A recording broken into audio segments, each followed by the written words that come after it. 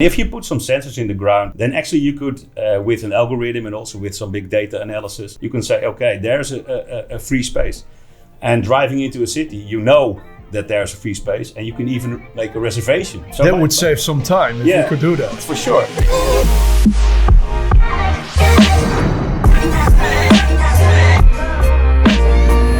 Welcome everybody.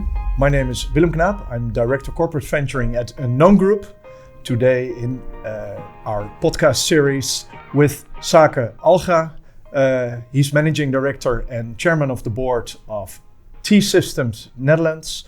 I'd like to welcome him and thank you for being here, Sake. Thank you, Willem. Nice to be here. Yes. Maybe it's good to start off with a quick introduction of your side to the audience, so everybody knows. I can do that. Sake Algra, 51 years old, in the company of T-Systems since start of 2017. And a big believer in terms of, let's say, digitalizing the world, and that it starts with people. At the end of the day, I think technology can do everything, but the real game changers are the people in the company. Great. So let's start with the first question. If we take a look at, it's a broad topic, but innovation. Is it a threat or an opportunity for you? It needs to be an opportunity. I think if you consider it a threat, then I think you should try to look at it from a different angle. Like I said, we are in the hosting business and therefore also looking at infrastructure. We see and we feel that this is becoming commodity. It is something that you're not able, let's say, to distinguish yourself against the competition, and also with, let's say, the cloud journey that is coming ahead with all the large cloud native parties. You need to do something in addition to that. Being part of a large telco company, we are the biggest telco in Europe, we feel that we need to, let's say, step into that role and drive innovation towards our customers, towards the market, and thereby also challenging ourselves and the people within the company to see it as an opportunity. That's our understanding.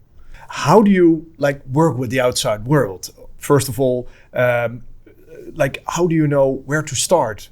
Where to look for outside companies, ventures, startups, scale-ups?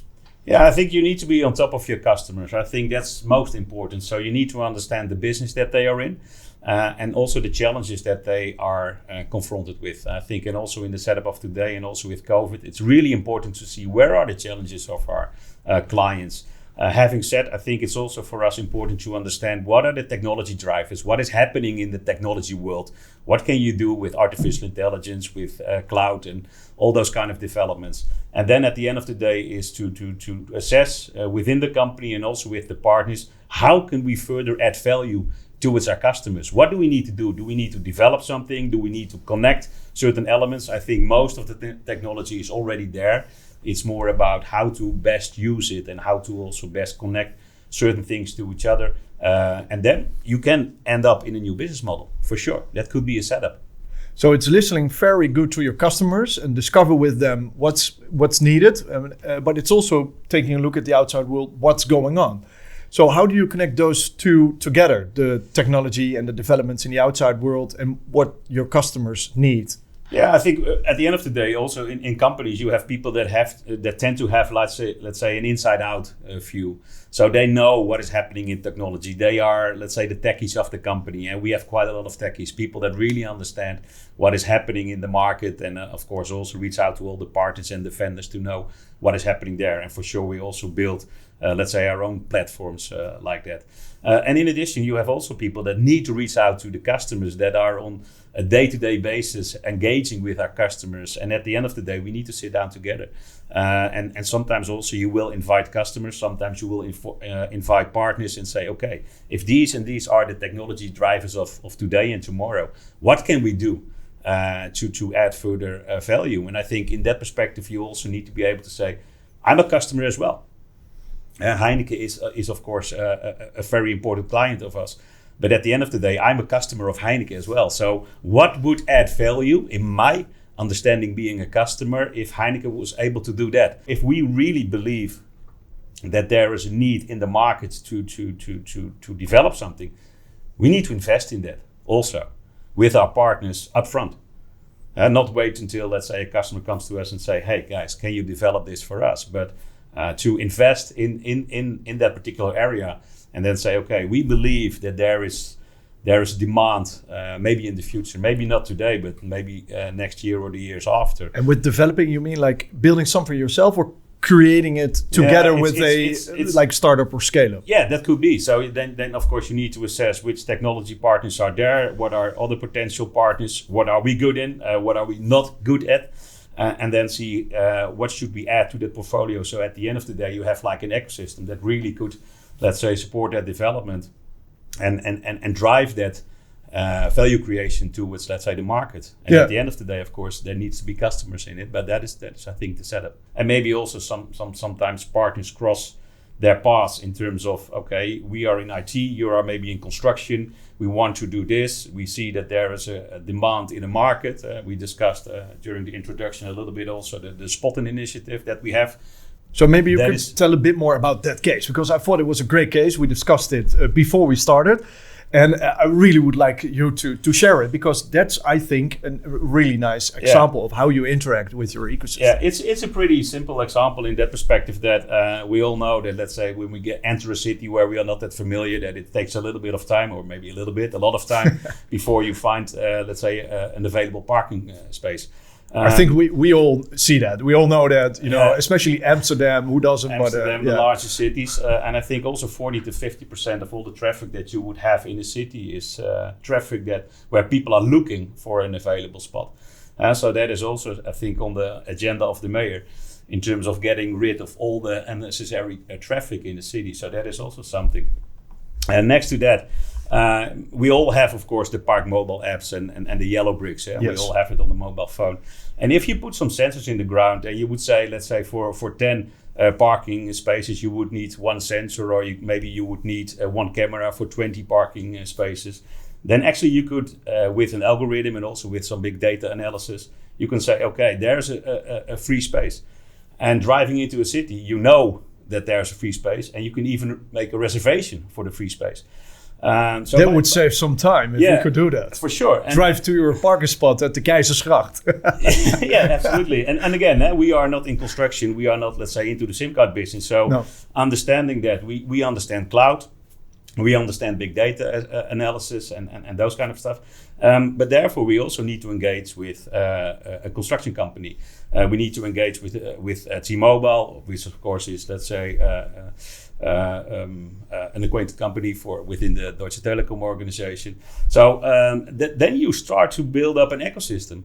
By doing that, you say, hey, now we need also a firm that is quite good and quite keen in the cameras, or maybe also with the sensors. Now we also need, and before you know it, you will have 5, 6, 7 partners investing in such an initiative, which of course at the end of the day is brilliant.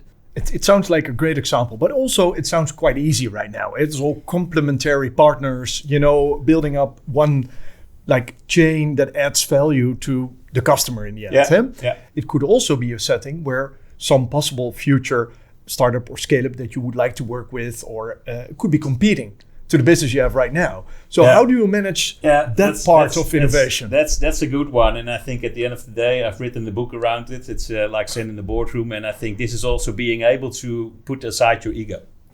Because when we are working together and we share the same ambition, I think we are all, let's say, in party mode and everything is good. But we also need to be able to recognize that there could be a moment in time where our partnership is maybe not that solid solution for another request. So today I can cooperate with you, and maybe tomorrow you will be my competitor. Today you are my competitor, and maybe tomorrow I will need you, or maybe in the same space. And we work with other telcos as well. I work with other system integrators as well, because in a certain time frame or in a certain setup, they add value. But setting aside an ego, that's for some people it's something to do, of course. What would be the advice to listeners and watchers right now? What does that mean really for you're managing director of a large company? So how do you set aside your ego then in that way, in that sense? Yeah, at the end of the day, I need to do what's best for the company. And my ego is only my own personality or the reflection that I think I am. At the end of the day, I need to cooperate with partners that add value for a particular customer. And if our customer appreciates us working together with other partners, we will become more successful. So about developments going quite fast and a competitive landscape and a lot of opportunities, I think. I need to touch the subject of 5G with you. Can you explain to me, as just a simple mobile user, what does 5G going to deliver to me and maybe to companies that you work for with? Yeah, I think that's a good question. And I think at the end of the day, there's a big difference between 5G for, let's say, the business to consuming market and the business to business market. What's the difference in that then? Yeah, the difference is that, let's say, being a customer, the benefits that we will perceive is that we have, let's say, higher speed of connectivity, so we can download certain stuff faster. We can even do, let's say... I can upload my TikTok dancing videos faster then. Faster, yeah. Okay. And you can even do multitasking, so you can download them and in the same time you can send WhatsApps or whatever. So that is something you can do jointly.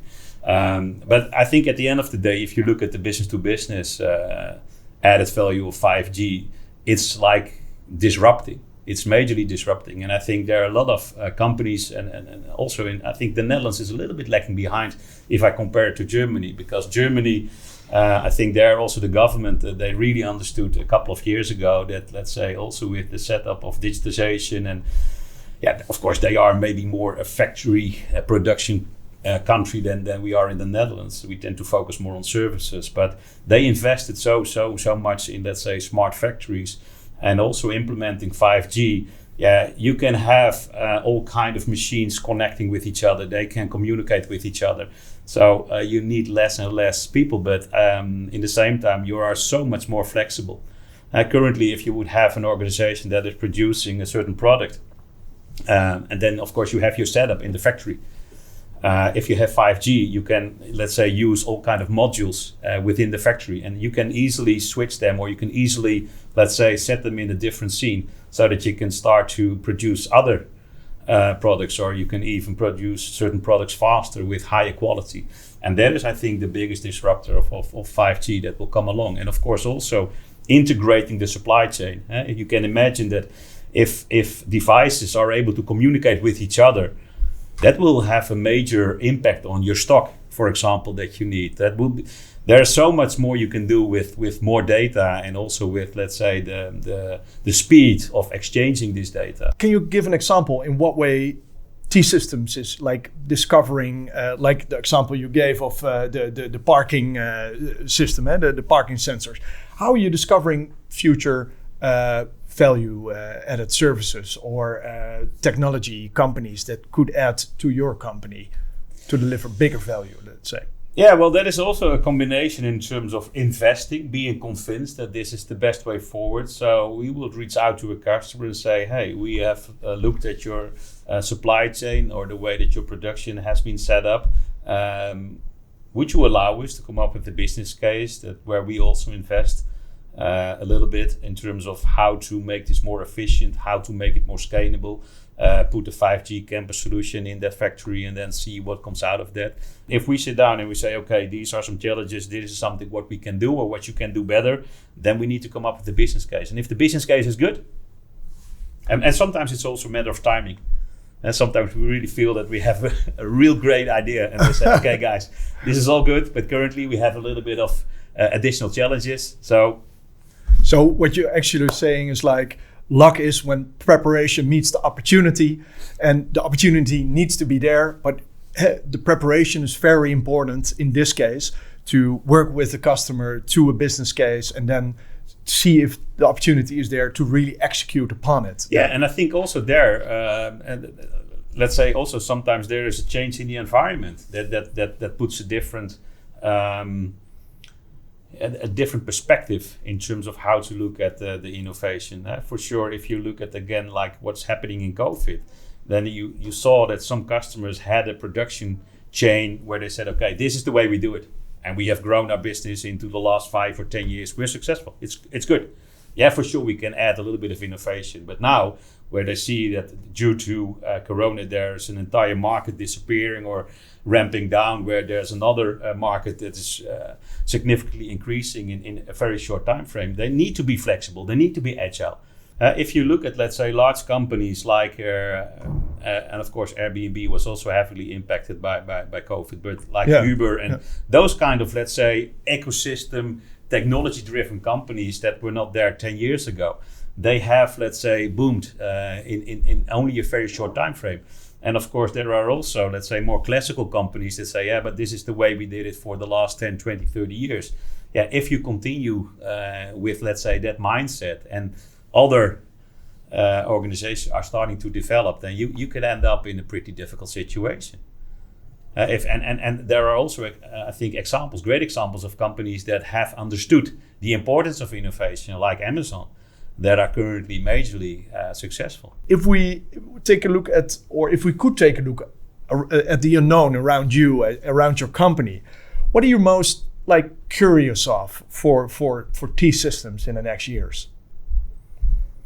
Yeah, well, I'm curious in terms of, we discussed and we touched upon the topic of 5G. So I'm curious if companies are really appreciative about what it is that they potentially could get out of that. And of course, I think there's asking that question is also giving the answer myself. It is that we, as a service company, need to provide them with the right value.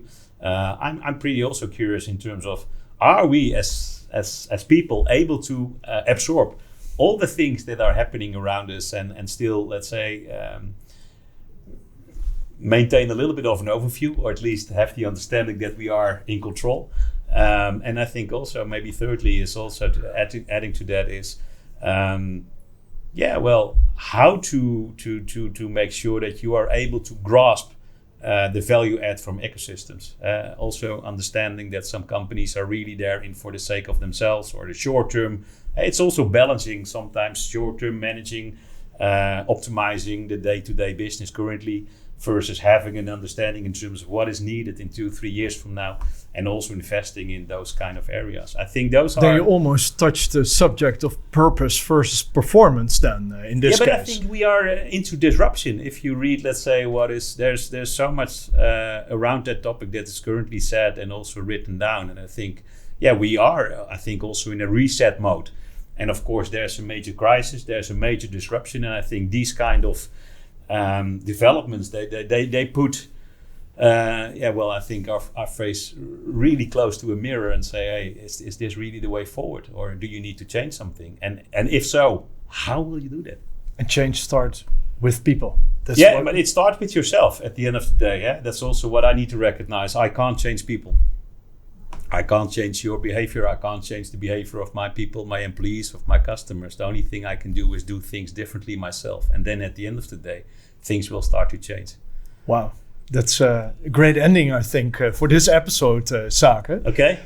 Thank you for giving us a great insight in the way you work with ecosystems, how you think of innovation with the outside world, taking a step into the unknown.